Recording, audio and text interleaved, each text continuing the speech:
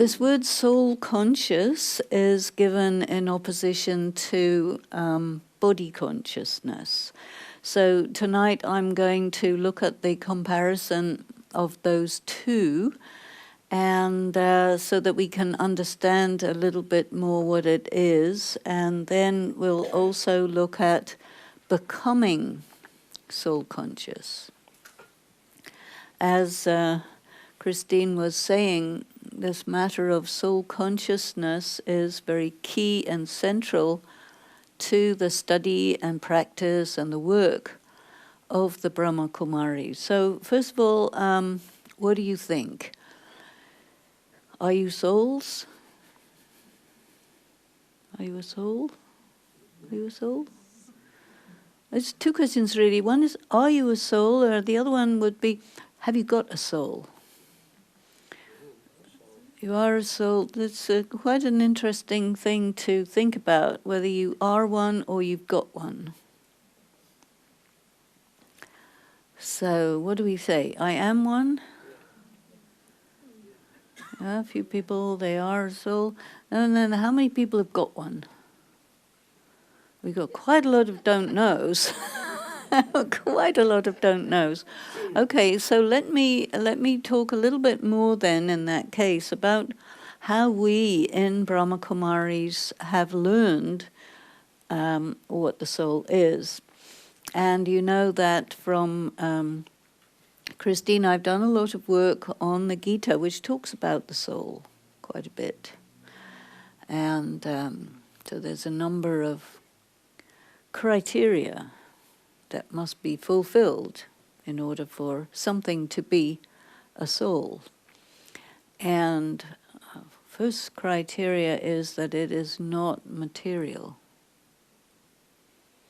Our bodies are material, right? And they are also temporary. Everyone got born at some point, you know, you all have a date of birth. You don't have a date of conception, because nobody can figure that one, but, you know, when you got born, that can be written down, and the hour, even the minute. And you have a date of death, which is not known until it's over. And then the soul outlives the body. So the soul actually will leave the body and continue. So there is, before birth, the soul is there, and during life it is there, and then after life it's also there. So a soul is deathless, endless, beginningless. So this is also quite a deep thing to think about. And especially if you think that you are one, then you also have to think, well, if I am one, then it means there has never been a time when I have not personally existed as an individual. That's a long time. And here we are in our life, which is short. Life is short. And then after that, continuation. So after this, is not possible for a soul to cease to exist. And what that also implies is there are a fixed number of them, because you can't make new ones. You know, that's unusual, no? Yeah, lots of new people, new bodies, but no new souls. There's a fixed number of souls. So you're either here somewhere, or if you're not here, because everybody knows the population is increasing, right? Not decreasing. There's tons of people getting killed, but the population is still increasing. So that means existing souls carry on, and take again bodies, and then other souls come from somewhere and get into the process, the human family, and that's why it's increasing. So there is a bank for souls. A bank. And so they're all there, and they come here, and then at a certain point in time, they'll go back. So you're either here or there. You have to be somewhere. It's okay, right? So you think about yourself like that. It's a different way of thinking about yourself. So that is a part of what it means to be soul conscious. And so it means nobody ever gets lost, which is quite nice, or maybe quite nasty, depending on who you're thinking about. But, you know, nobody gets lost. Everybody's somewhere. And you, each and every one of us, we have a story, and we perform our story. And so that story is very much part of our individual identity. Now, souls are spirit, bodies are matter. So spirit means not made of any stuff that you can detect through any scientific machine, or that you cannot see with your sense organs or perceive at all through the sense perceptions. But you can discern, and you can sense souls with your mind. Everybody's got a mind, right? Nobody here who doesn't have a mind. What is a mind? You know, that's another big question. So a mind is not really a thing. The mind is a word that we use to refer to when the soul is thinking. That's called the mind. So when the soul is thinking and perceiving, it's all in the mind. For example, you experience things, right? Everybody has experiences all day long. You experience stuff. And the soul is the one who experiences whatever you experience. And part of your experiences are from the external world. You see, you hear, you touch, you sense, you smell,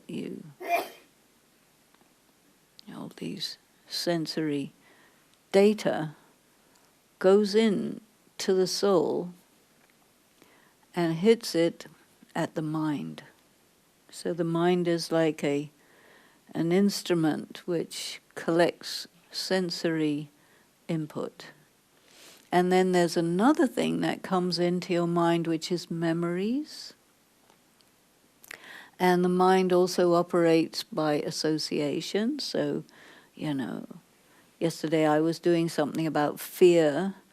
And so if you hear the word fear, there'll be certain associations that are immediately conjured up by that word, and that association will appear in your mind.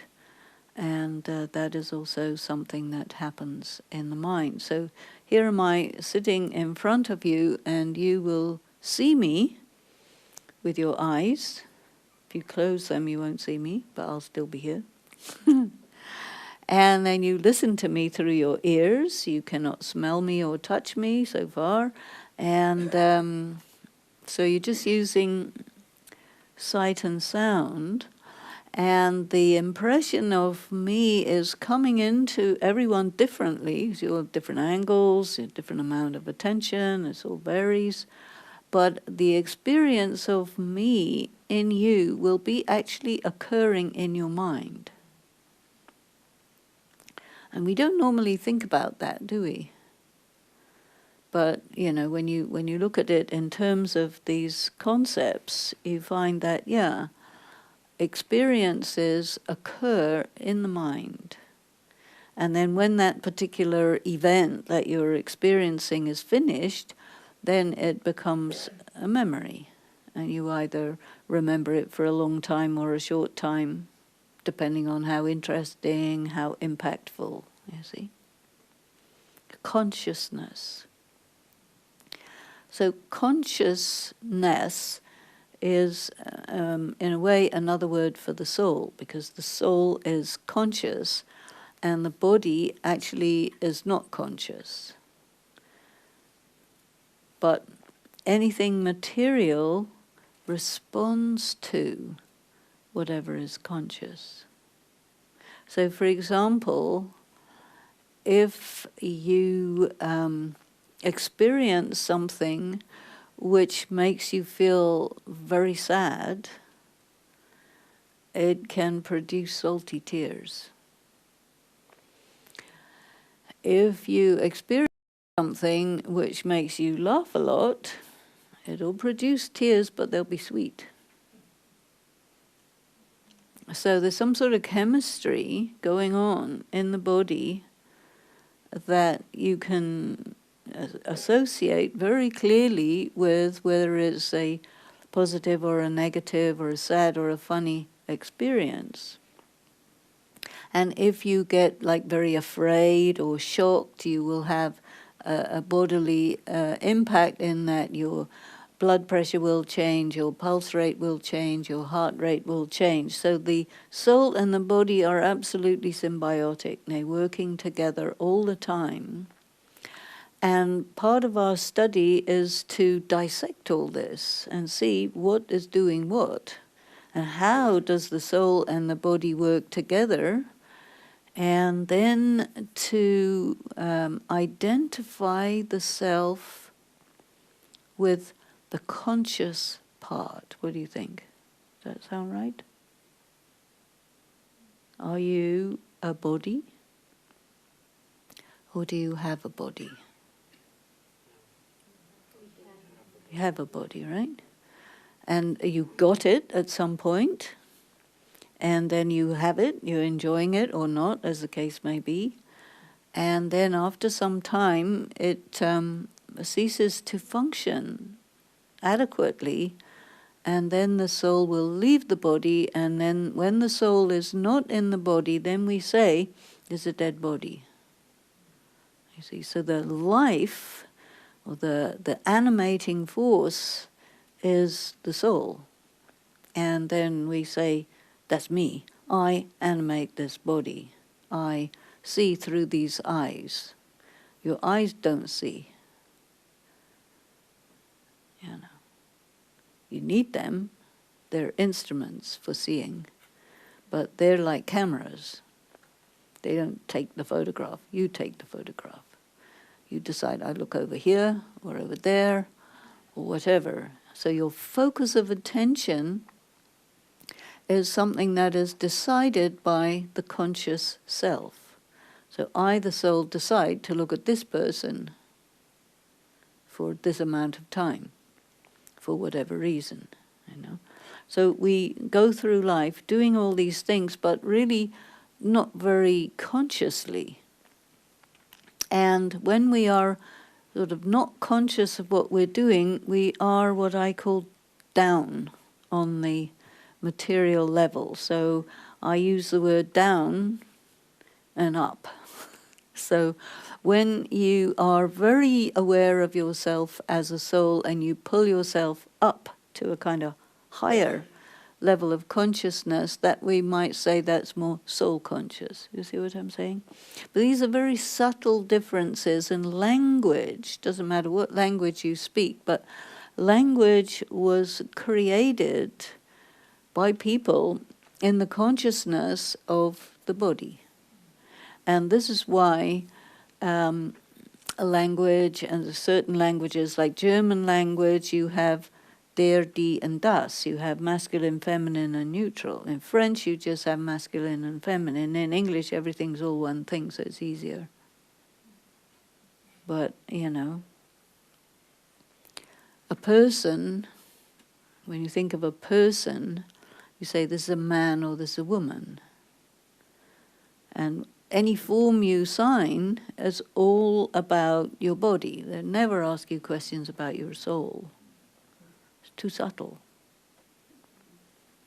And so this identification of the self with, as a body is reinforced all the time, all the time, all the time. And as you are raised and grown up by your parents, you know, they will say, you're a girl, girls are like this, boys are like that, boys plays with these toys, girls plays with those toys. If you're a girl, you really shouldn't be playing football, you know, that's for boys, you know, and you shouldn't be fooling around with guns, that's for boys, you know, you play with dolls. And all of this is to prepare you for a fixed type of adult life, which you may or may not be interested in. But this conditioning is there because this is the way the, you know, the leaders, social leadership sees, because everybody likes continuity.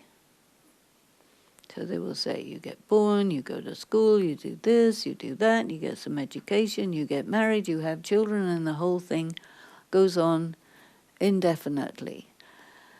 And what is the meaning of life? We don't know. But some people, they say, no, I'm not going to do this if it doesn't have any meaning. And they may suicide. There are people who do that, you know. So the world likes to protect us from such extreme measures by saying the meaning of life is your kids and your husband. Then if they're not there, then you say, okay, I need some other meaning. Okay, your career. It's boring. Okay, you know. So we have to have a lot of imagination and creativity to try to find out what is the meaning of my life. But it is a question that arises time to time, no? Sometimes, not all the time, but sometimes you say, you know, does my existence have any meaning? What am I for? Or sometimes people want to know what is their purpose. Then you also hear this expression, higher purpose. Do you like this expression? Higher purpose? A lot of people like to have a higher purpose, you know, because just eating, sleeping, reproducing is not, you know, any different from animals. And humans are supposed to be something different, you see. So what makes us different? I think one of the key things that makes us different is our interest in meaning.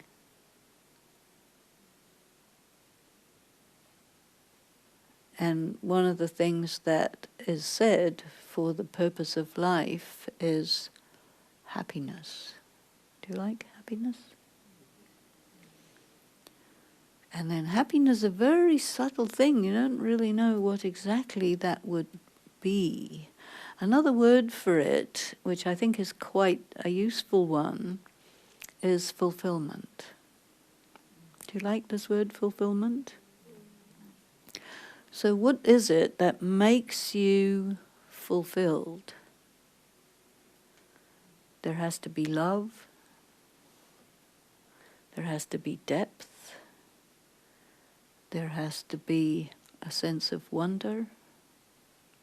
Things like that, you know? And achievement. Achievement, yes, this is also very important, you see. And all of these things are nothing to do with the body. They're all to do with the soul. And so as we start to, you know, think about it in terms of the vocabulary of consciousness, soul, meaning, it gets to be a little bit philosophical, it gets to be a little spiritual, because we are spiritual beings. Functioning in the material world from a place of spiritual awareness. That's another way to put soul consciousness, you see. In comparison with that, you could say that body consciousness has to do with considering your identity in terms of your appetites. gratification, sense gratification. And most of the commercial activities and advertising and all that is really fueled by the desire people have for sense gratification and calling that happiness or fulfillment. And the reason that it is not quite enough for people really is that it is very temporary. And because the soul itself is permanent, what you look for is something which is much more permanent. You see, if you go for an ice cream, okay, you can have really good ice cream. Italian ice cream. And before it melts, you have to eat it. And maybe you can enjoy that ice cream for 15 minutes, half an hour. And then, okay, what's next? So all of this eye candy and the rest of it is all to do with the conditioning that we have, very much of conditioning to think of ourselves as primarily all about sense gratification. But there is something behind us which talks about, is that all it is? Is that all there is? And there are certain moments where you really become very conscious of this, like when you're in front of a dead body. Have you seen dead body? It does something. Nobody's there. There's a corpse. It's really an object. You have, if it's a person very close to you who has died, you have a really strong relationship with that being, but that being has gone. And you experience loss, though the body is right there. And it's very, very clear to you when you're in front of the corpse that that is not the person. As long as the body and soul are together, you're taking the whole package, and that's a person.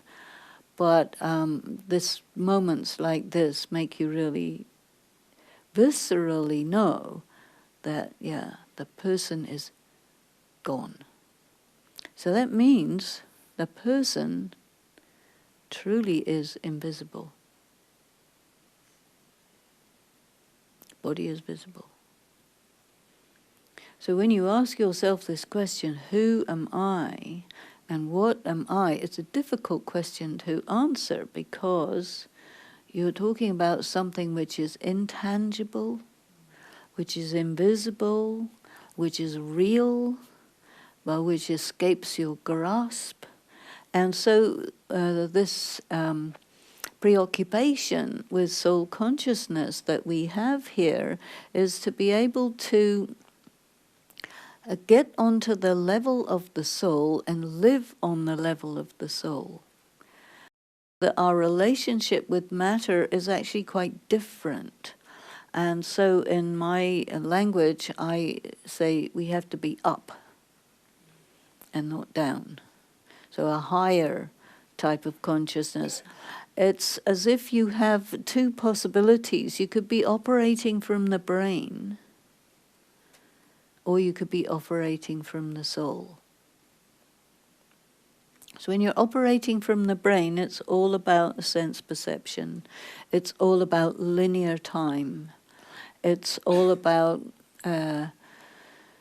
morality and how the world is ordinarily set up. When you're operating from the soul, well, you're not going according to everybody else to start with. And when you're operating from the soul, you're much more conscious that everyone is not what they look like. you become interested in the person's heart, not their blood pump, the essential core of that person, that's their heart. So open heart, closed heart, frozen heart, black heart, white heart, the different hearts. And the heart, in that sense, is synonymous with the soul. Because the soul is indeed the core of your being. And your being is essentially having qualities. You know, here we always say Om Shanti, right? It's saying, I am a peaceful being. I am a being of peace. Peace is my fundamental starting essential state. And from there, I come into action through the body. But my ground of being is peace, serenity, at ease, in balance, in the face of what's called the pairs of opposites. Success, failure, happiness, sorrow, health, illness, things go well, things go badly, wealth, poverty, all these things that normally we swing one side and the other, but if you are a soul at peace, it means that you have gone to another level where those pairs of opposites are not pulling you and swinging you one side or the other. And then you start to be aware about and maybe interested in the laws of spirituality, which are rather similar to the laws of physics. They're not somebody made them up, but they're natural laws that you have to discover. And one of them is that, you know, if you want to take into yourself the positive on this pendulum swing, then you will have to take the negative. That's the law of spirituality. And so in the face of that law, you have some options. And one of the options is to transcend, to go to a higher level so that you become a person who is in equanimity in the face of success, failure, that you are not pushed and pulled by those things, but you are the own self, the independent master who is also like a detached observer. Okay, you win some, you lose some. But we will never say, I am the success I just got. In body conscious you might, you know. I am the number one, you know, but for how long? There's a time limit on it, always, you see. So one of the things that you do in spiritual practice is that you aim to get yourself into this state of consciousness where it's as if these things are below, you're above, detached. Okay, success, very nice. Failure, okay, no problem. It doesn't move you. This is, you can say, soul consciousness. So it's a very steady state. A soul-conscious person is a person of love. We like love. Everybody likes love. Very, very few people have the quantity of love to be able to love everyone. That's difficult. It's a big power. Love in the sense that you are having good wishes for everyone. Not good for these people and not those people. That's not love, that's partiality. Why is a person partial? Quite honestly, because they don't have enough inner power to spread that in a full and general way, because it's a lot of energy to extend your love without limit. It's a lot of energy. But the soul actually has that potential. So when we are studying about soul consciousness, we're also looking at, okay, the meaning of being a soul in your full potency is you are a being of love. That also means that the thoughts, and the soul produces thoughts, right? So the thoughts of a soul, conscious soul, are positive. Why positive and how positive is that when you look at a person, you do not see their body, you see their soul. Or you see them, the soul. You see what I'm saying? Or you see their heart, you see their core. Otherwise, normally people see what color a person's body is, it's big or small, or fat or thin, or, male or female, or whatever that is, and you will see the person in those terms, which means that what you're seeing is their covering, but you actually don't see that person, you see. And to get to know a person takes time, right? But when you develop soul consciousness, it also enables you to, go right through the masks. We have many masks, and you go through the masks and see the core and relate to the core. That's a very nice way to be. And you see the essential characteristics of the person, and you appreciate them, you love them, because you see the real stuff, So this is also part of soul consciousness. Then also we say the soul is pure in its essential original condition, because the soul is mutable. It changes. And some people think the soul is unlikely to change, but no, it changes. It changes from strong to weak. Conscience is also in the soul. Everybody has a conscience, right? We don't always talk to it or listen to it, but it's there somewhere. And is a very, very important part of the soul, because this is your guidance. So it's a aspect of the soul that will let you know what's right, what's wrong, what's good, what's bad, what's real, what's not real, what's a good idea, what's a bad idea, what's worth it, what's not worth it. This type of thing is indicated to your being, to your heart, by this instrument which we call conscience. A very good thing.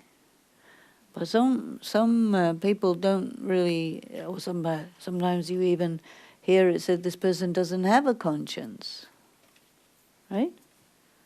Because they're doing things that you would never do, or that you wouldn't want them to do, but they're doing anyway. And even if you think of yourself, sometimes you do something against your own conscience, right? It's just normal. And why would we do that? It's kind of strange, no? When you do something against your own conscience, it isn't because you became bad, but weak. Do you think? Because when you're in your power, then you wouldn't do that. But it happened in a moment of weakness, right? And then you say, oh, terribly sorry, or make amends, or something, to try and rectify it, or else your conscience bites, it's got teeth. And you feel, I think we all feel better when we have a clean, clear conscience, yeah? And you have a lot more self-honor. Clean, clear conscience. You're much more powerful when that's the case, you see. So when the soul is weak, these things happen. And so why we meditate is to actually empower the soul, or for the soul to draw power into itself so that the soul can function true to itself. I say it, because there's no pronoun for a soul. We have he for souls in male bodies, and then we have she for souls in female bodies, and we have it for chairs that don't have souls. So there's no pronoun for a soul, which sort of reinforces this idea that language is developed by body-conscious people. Otherwise there'd be a pronoun for the soul, but we didn't make one. So I say it. Because it's not to do with male and female. Because soul is genderless, you see. Right? Your body has a gender. And the soul is definitely influenced by the body. Very much so. So having a female body, then whatever are the feminine attributes of the soul, they will be enhanced and reinforced. And then if you get a male body, then the masculine aspects will be enhanced and reinforced. But overall, a soul doesn't have a gender. So that means if you think of yourself as a soul, you want to develop soul consciousness, then you have to say, I am colorless, genderless, bodiless, classless, languageless. The language of the soul is the language of peace, the language of love. The language is a non-verbal thing.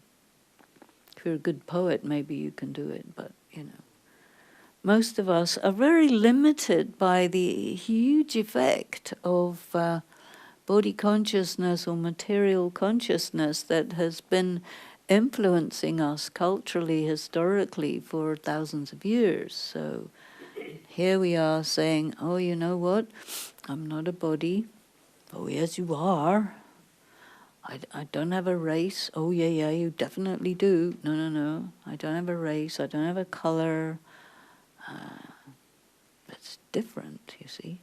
And we don't even have the right words to speak, so we have to sort of invent some or use some sort of metaphors, but all this has to be thought about because we want to be able to stabilize in the consciousness of being genderless, deathless, bodiless, raceless, classless, cultureless, all of this. So if we take off all those things, what do you have? You have a being of light. It's energy, right? But the energy is weak at this time. And this is the reason why we are interested in really focusing on this sense of identity as a soul, because for meditation you have to focus the energy of your mind upon itself. Right? Normally the energy of your mind is scattered out into what's around, you see. And in meditation you want to bring your focus of attention to inside. It doesn't mean you want to see what your brain looks like. It's a different kind of inside. It's your inner world. The world of the soul is the intangible inner world of thought. Thoughts are things. And they are generated by the mind, and they make an impact in the atmosphere. So they're real. Can't see it. It's like Bluetooth. You can't see Bluetooth. Everybody's got a Bluetooth sitting there somewhere in their mobiles or something. But, you know, there's all this stuff going on around us that we can't see. We kind of know it's there, but we don't pay much attention because you can't see it. But we need to develop the subtlety to be able to sense the quality of thoughts. So the soul is peaceful, it's loveful, it's pure, it's an energy, and its default state is bliss. You experience bliss anytime? Occasionally, very occasionally. But, you know, that is really, like, for example, if you'd say God, the state of being of God is a blissful state. You know. The state of being of souls is all sorts of different emotions moving around, swinging on this pendulum, happiness and sorrow and fed up and bored and so many different. That's why we have these emoticons. So you can have a whole conversation in little circles with various facial expressions. And we do that all the time nowadays. Because we're actually quite visual people. And if you would be Chinese, all your letters are characters, they're pictograms, you know. But we make words with different letters, so it's much more kind of abstract or intellectual. But otherwise, the person who's connected with the mind is all to do with visual and what it represents, what it means. So you get meaning in those representations. So when the soul is weak, then those original characteristics of purity, peace, power, love, bliss, they're missing, or they're weak, or they're empty. And then the space which is left by the loss of those energies or those characteristics is filled by what you could call dark energy. So when you're empty of love, then you're needy, jealous, maybe hate, maybe anger. Different negative emotions fill up that empty space. And so this is the shadow side of the soul. And it causes us to do things which are against our conscience. And then these things have consequences, which we also don't like, but we can't avoid. And then we say, we need explanation. What's going on, right? So this is why we have this kind of school where you learn about these things. And so the most important thing for a soul who wants to be soul conscious is need to take power. And the source of spiritual power, we call that God. And so what is God? Neither a he, nor a she, nor an it. That's another problem of pronouns. A very powerful being of light who is always full of what we are empty of. So that's our source. We have to be able to connect with that source. Like if you want to charge up your mobile phone, you have to stick it in the electricity. And it won't charge up by just looking at it. It's not going to work. Maybe we can get solar-powered cell phones one day and just show them to the sun. But it's still, you're taking energy from a source. So meditation is really this.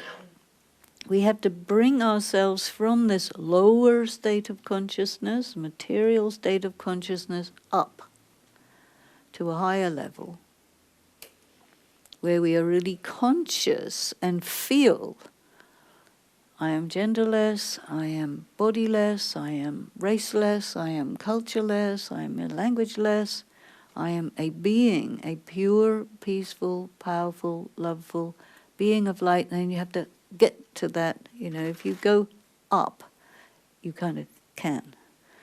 And that there you're able to experience all of time all at once. Past, present, and future. It's like you go on that dimension where you can see it all at once. That's nice. Then you're no longer in sort of chronological time. You're in a different kind of time zone. Subtle, but on the soul level, because the soul is eternal, the soul has a different relationship with time than body consciousness is very linear. Soul consciousness is more circular kind of time. Eternity, you've seen the picture of eternity, it's like a figure 8 sitting on the side. And then you can also see what we call the three worlds. You're quite well aware this is a material world, but then you're also able to pull back from it and understand the world of thought. Thoughts are non-material, and they have a power to become something. You think, I will have a cup of tea, then you go and make one. But it has to begin with the thought. Or you think, oh, I'm going to kill this person, and then your conscience says, well, I don't think that's a good idea, I shouldn't do that. Well, but I want to. You may want to, but the consequences, I don't think you would really, So you get this battle inside between what the emotions want, and the conscience says, don't do that, really pay attention. Sometimes we don't listen, but we mostly have to. So you want to be away from that. You want to be in your power, and you want to be true to yourself. Is it right? And so to be true to yourself means you have to be true to, I am pure, I am at peace, I am a loving being, I am powerful, I am blissful, I mean something, and I'm here, and I'm good. And you really are. And I'm not this body. So you bring yourself up, and then you're on the same dimension as God. I see. Where is God? Not here, but on a higher level. So we have to go on that higher level. We call that higher level soul consciousness. So first we have to become soul conscious and stable in that. And that takes years and years of investigation because, what is really a soul? Am I really soul conscious? Am I doing this right? Do I understand what this is? All these questions, So we have to go through that and experiment, and we do. And when you get on that level and you make contact, what happens when you make contact with that energy source is some sort of lighting up, right? Because the current flows. So this is the indicator that you're making contact. This is why we call it yoga. Yoga means contact, connection between something else, not exercises. That's really the meaning of yoga. So the yoga is, you come into soul consciousness, you connect with the Supreme Source, and you draw power into yourself to become full, which is a kind of fulfillment. And you take, how much love do you need? How many tons? Liters, thimbleful, you want a lot, right? Because what is the capacity of your soul? You can't really tell until you start taking it in. And take in power, take in love, take in peace, take in purity, take in bliss, take in all of these things, and you become more like your real self. Because when you feel empty and depleted and exhausted, it doesn't feel good, right? So many people are experiencing being overextended, tired, doing, not enjoying. You see, it's a weak state, and we don't really like that. So I'm going to suggest that I take you through a little exercise of meditation to practice this process of bringing the self into soul consciousness, so that we can then connect and draw the power into ourselves. And there are lots and lots of things I didn't tell you about the soul, because there's so much. But one thing that I must tell you is, where is your soul in your body? Not in your elbow. Where do you do your thinking? Somewhere up here, right? So this is where your soul is sitting, somewhere in the middle of the forehead somewhere. And from there you look through your eyes, you listen through your ears, you smell through your nose, you touch through your fingers like this. And so just sit, you can be with closed eyes or open eyes as you wish. This picture behind me, there's a small point of white light in the middle. You can focus on that, that's also good, because being focused is a very important part of meditation. It's about being concentrated. In body consciousness, we get very distracted.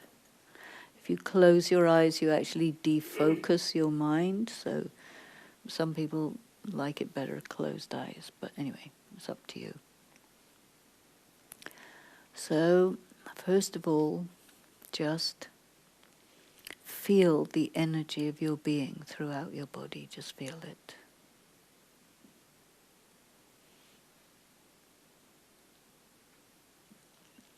And consider that all that energy is coming from a point in the center of your forehead. It's the animating force that animates your body.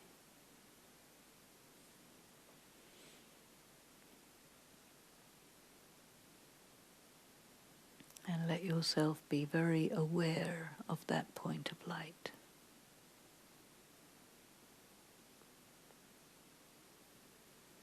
And even draw your sense of self, your energy, draw it, concentrate it into that point of light.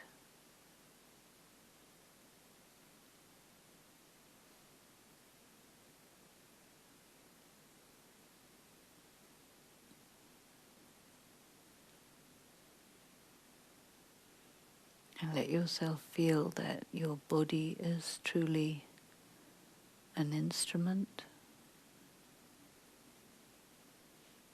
an object that you work with to express what's within you.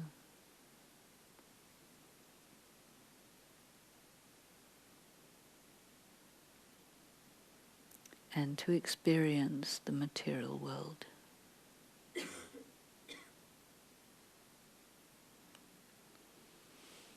Be very aware that all experiences of the world occur in your mind.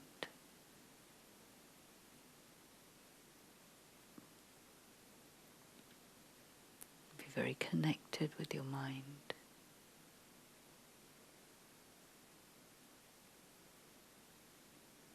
And consider that you are a being of peace.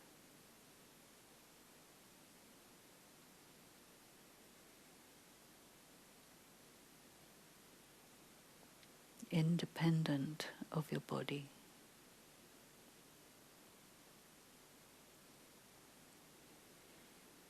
Your essential nature is peace.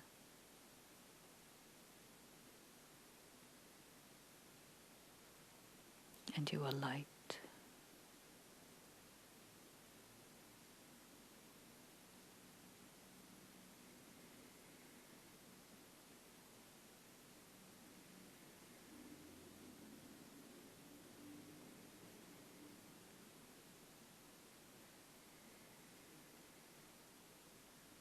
Feel the heart of your being,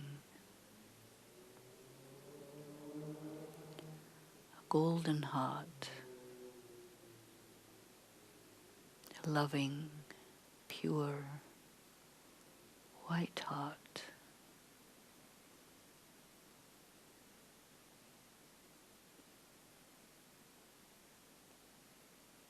Very bright, soft, subtle being of light, like a flame, beautiful, bright, pure.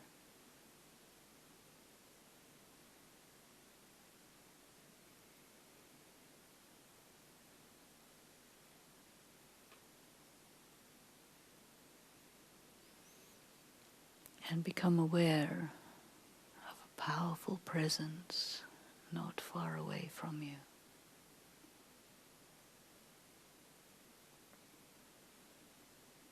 Connect in to that presence, which is a very powerful energy source.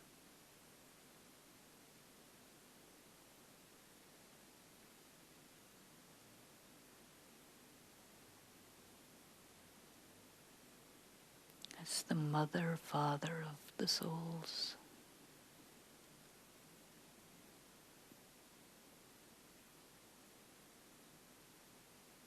The unending, brilliant light,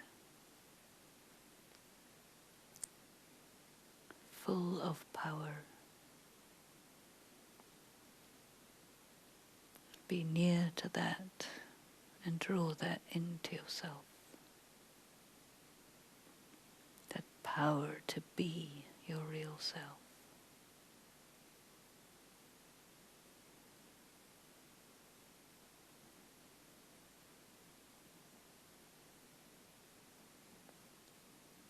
Feel yourself stabilizing on a higher level.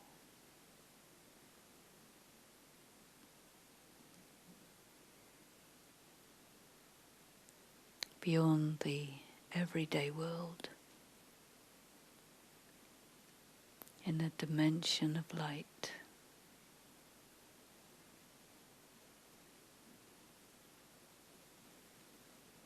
Really feel your power, your purity.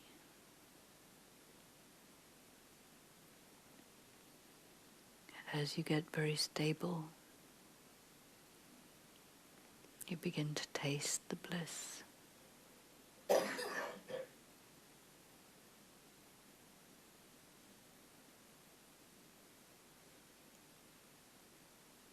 You taste the deep silence of the soul.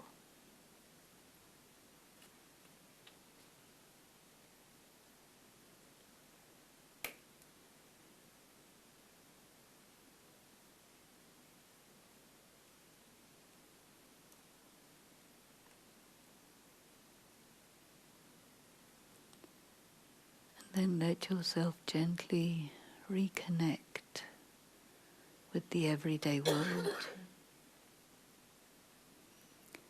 Reconnect with your body. Come on to this everyday level, but never be very far away from that other level. So you can go back to it any time.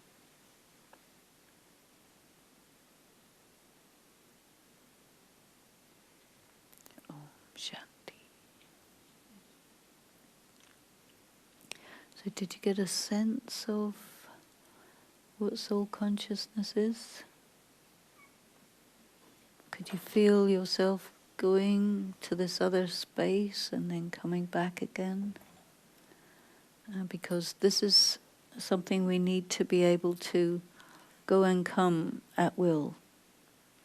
And the more we spend time in that space, the more we can pull, the energy, the love, the peace, and then we can function much better in this material dimension.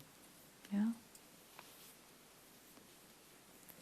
So we have a little bit of time if anybody has any questions, but very often after meditation nobody has any questions because you're in a different place. But you may have something. Will you practice this? You can remember the things I was saying, you just say those things to yourself. And then go on that dimension. Yeah? Did it make sense to you? Good.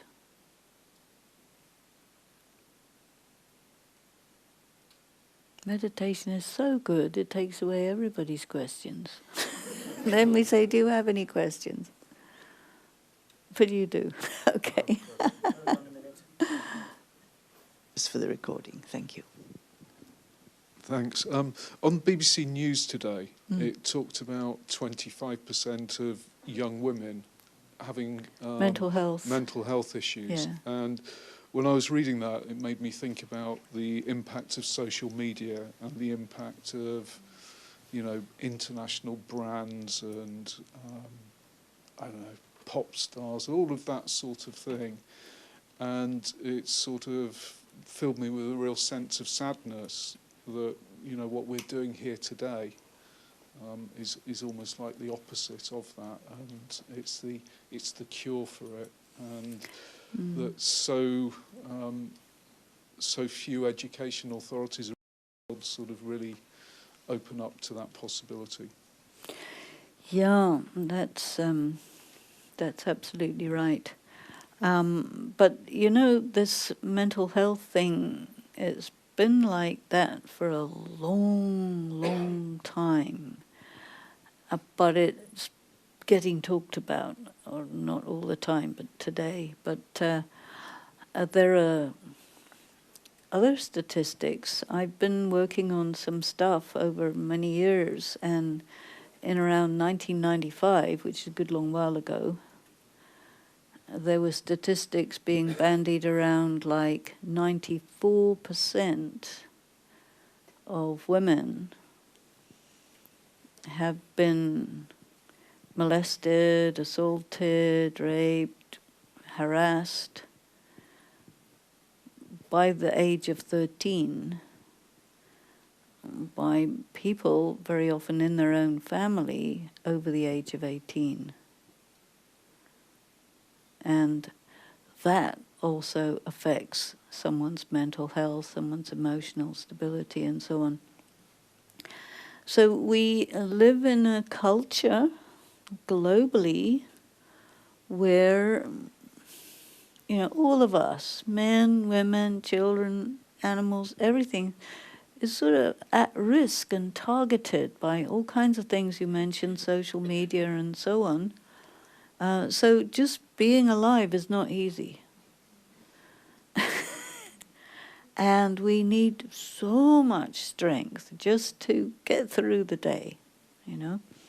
So it's really good while you're still in one piece to reinforce the self with a daily meditation. You know, we do daily meditation, morning time, evening time, in between time, because we really feel that, you know, you meditate, you take power, you use it, dealing with the life. And so you want to take, as far as possible, you want to take more than you use so that you can accumulate a background power, like a kind of capital, so that you're able to deal with when really big things hit. And when you hear about statistics like this and you look at yourself and you think, you know, am I one of them? Or do I know some like that? Or do I have some like that in my family? And a lot of it has to do with love. The culture from the First World War onwards discourages love. You might also have seen that there was a little boy who was beaten to death by his older brother because his mother decided that that should happen because he didn't want to do his homework. Today, in the newspaper in France. And in France, they're having a law against smacking in the house. It means violence is pandemic in the home and in the workplace. And you know, violence is a sign of weakness. You see? It's symptomatic of the soul is really depleted. It's a reaction, you know.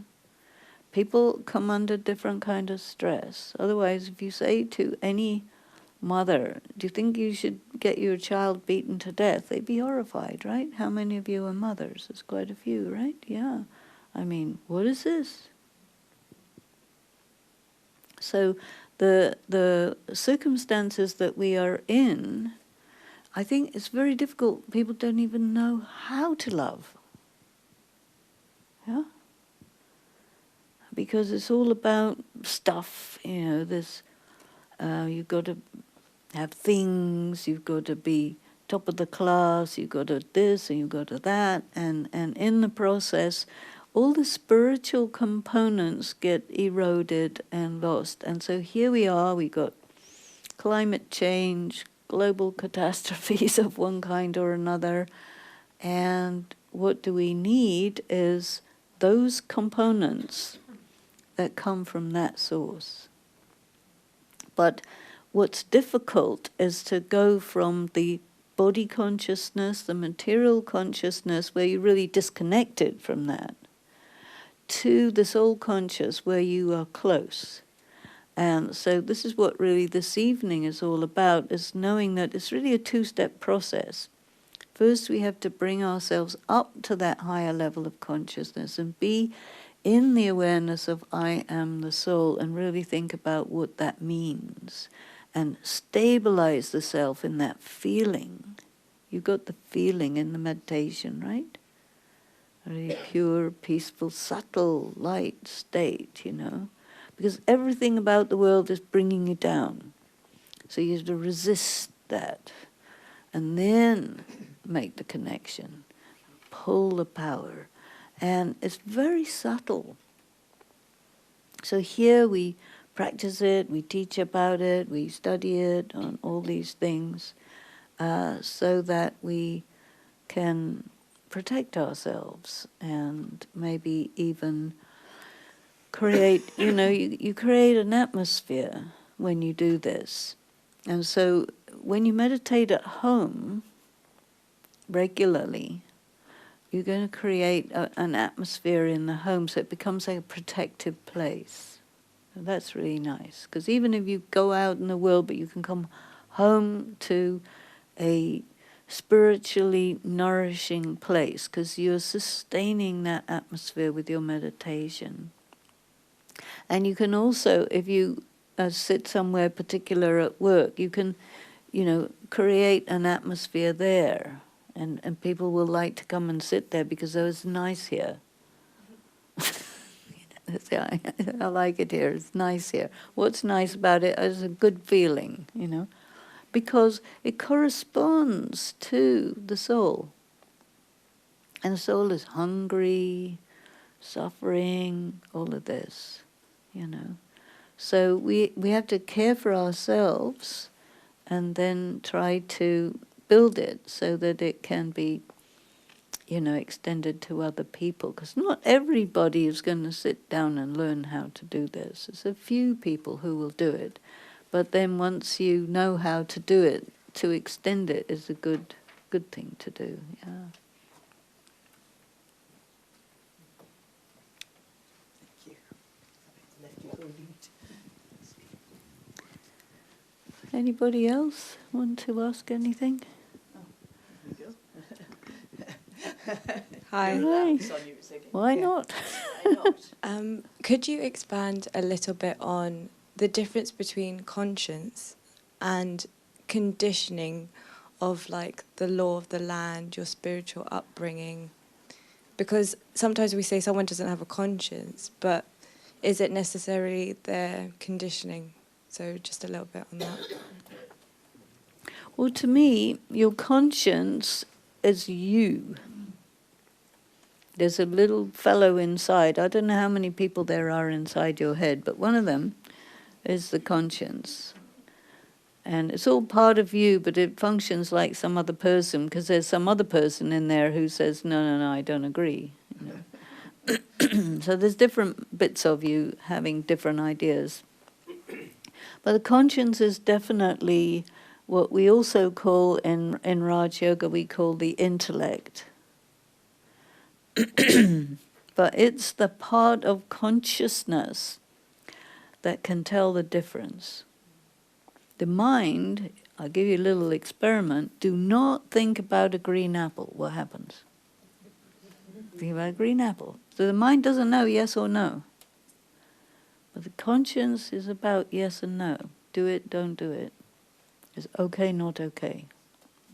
Conditioning is my pet hatred. There's all these ways that you're supposed to be, right? Who decided that? You have to be like this, you can't be like this, blah, blah, blah, right? Finger-wagging people.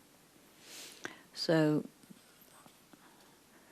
it creates a lot of confusion. And you will find from time to time that some external moral authority will say, you have to do like this, and your conscience will say, no, that's not right. I'm not going to do that. So I think the conscience is connected with the soul, you see, and the soul will know what's right and not right. And the conscience is the instrument for articulating that. And then these other people who give you this other message, how do they come up with that? First of all, body conscious. Second of all, it's usually the elite group of any particular society that will define all these things. 1,000 years ago they were doing that. And then they leave it in the tradition and they say it's always been like that. And therefore, your conscience is not reliable. Listen to us. And then, you see, when you come into spiritual practice, you say, not going to. Who are you? Who are you? Oh, well, we're just people who get away with things. Not anymore. So I think, when you really empower yourself spiritually, you give a lot of credibility to the voice of conscience. And even if those guys tell you that your conscience is not reliable, you say, have a nice day. My conscience is just fine. Go away. You know, don't say it out loud or they will give you what for. But but it's another area of conflict. And there is really a conflict between matters of the soul and matters of materialism. And this external moral authority is usually telling you messages as convenient for themselves and not necessarily in your best interest, and you have to get that. And once you've understood that, then you realize that, you know, you have your freedom, you have your options that you can exercise, and then you have to be very creative to get through all of the blocks that are in place to prevent that from happening. But when you're in your power, you're kind of going up and up in an ascending state, and those guys are getting weaker and more corrupt. So you're actually in a good position to assert your inner moral authority. So go for it.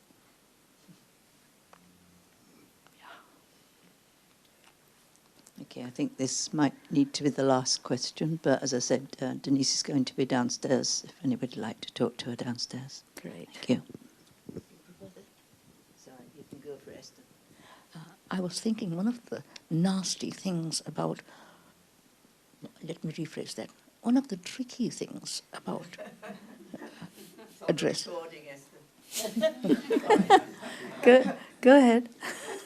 one's conscience, listening to one's conscience and not doing that which is required of one is whistleblowing. Is what? Whistleblowing. Whistleblowing. Oh yeah, that's dangerous. Because there is much to be analysed before one does whistleblow. Yep. So proceed with caution.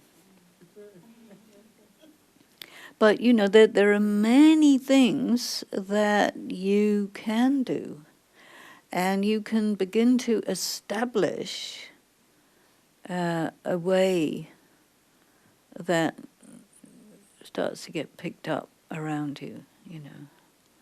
And you start with little baby steps, and then you go further. But yeah, doing the right thing is expensive. So you need a lot of money. Not necessarily the money of pounds and euros, but you need the money of personal spiritual power. And people tend to use blackmail to keep you under control. But if your life is clean, it's a bit difficult for them to do that. So a person who develops themselves spiritually also lives a very clean life. And you have a very clean, clear conscience, gradually. And you begin to realize certain things. There's 3 secrets I will give you, even if it's on the recording.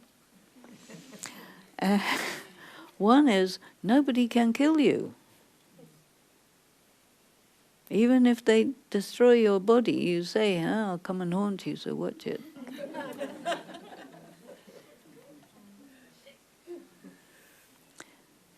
Nobody can corrupt you. And nobody can break your spirit. And once you know that, you're not cowering in a corner anymore, you see. So there's a lot, you know, that can be done without exposing yourself to being, you know, framed and all of that. which is what normally happens to whistleblowers, because you have to see what you're up against, understand what you're up against, and really take a look at your options, and do not do something that's going to result in you getting eliminated, because it's a waste of time. You do something in such a way that you make inroads and you get things clarified. You set standards, you know. And there's a very important thing that Schopenhauer said. Schopenhauer's a German philosopher. And he said, for people who want to be different, at first the other people will ridicule you. Okay, you get through that and you still persist in your being different, then they will oppose you violently. And if you can get through that, they'll say, yeah, we all knew it was that, you know. And this is useful to know, because it's all about getting through these processes until you become the one who sets the norm. And so, you know, to have persistence and perseverance and patience is really good for this sort of thing. And so one has to be kind of off the radar, low profile, get yourself powerful, keep going, and sooner or later, one fine day, oh yeah, this is how we should do. Good, thank you very much, let's go. Like that. So don't allow yourself to get disheartened.